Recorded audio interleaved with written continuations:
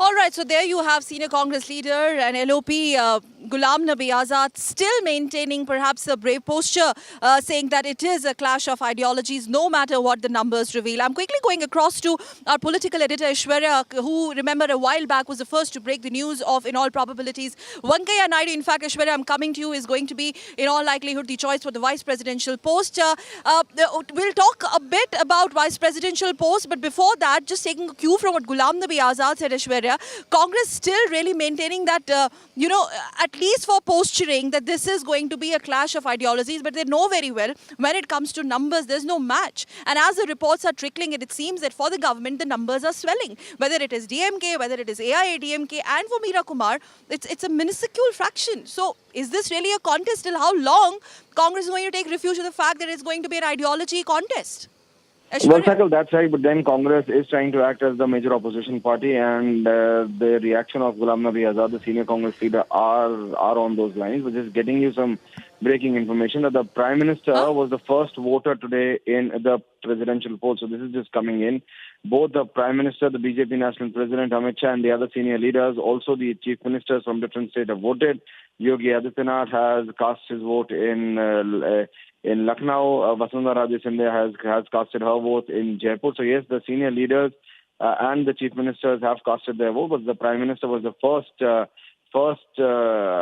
of the Electoral College to cast his vote today in the presidential election. And now coming back to your question, Sakal, yes, that's true. Ramnath Kovind has 63%, and those visuals on our screens once again. Aishwarya, I'm going to come back to you. Aishwarya will talk about, numbers. We'll talk about numbers in a bit. Let's quickly go across to our colleague Parikshit.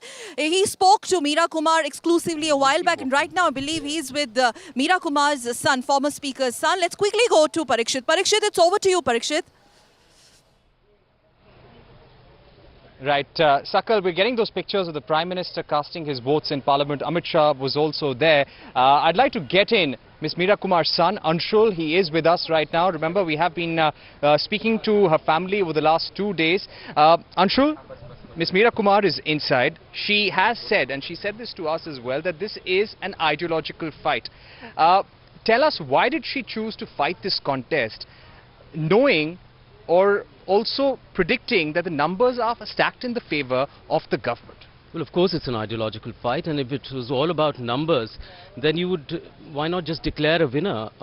You know who the allies are, you know who people are supporting, just declare a winner. So this election, this presidential poll actually represents a diversity of views and an ideological position that needs to be reiterated and brought to the fore. Right. Anshul, also tell us, like yesterday, when we heard the Congress President Sonia Gandhi speak at that opposition meeting, she said that this is a fight against the divisive agenda, against the communal agenda being thrust upon people. And today, the office of the President and the Vice President is under siege. Do you agree? Does Ms. Meera Kumar agree with those views? And what really pushed the Congress President to saying that?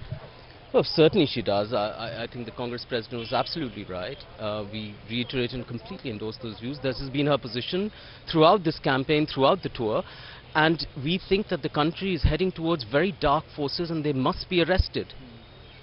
But you know, just looking at the previous elections, whoever has been in government has had an upper hand when it came to the presidential contest.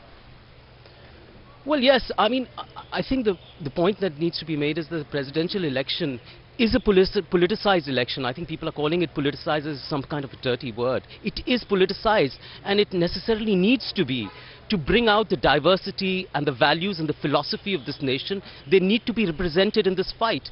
And that's what we're trying to do. We are trying to represent the diversity of these values, what is inherent to our land, in this political fight. And it is not a personal fight, I must say again, and this has been reiterated throughout the campaign. It's not a personal fight. It is a battle of ideologies. This is not mere rhetoric. It is actually that. Okay, Anshul, also tell me, do you think it would have been better if the Congress, they had been consulting various opposition parties for very long? Do you think they should have come up with Ms. Meera Kumar's name? They should have had a consensus on this much earlier.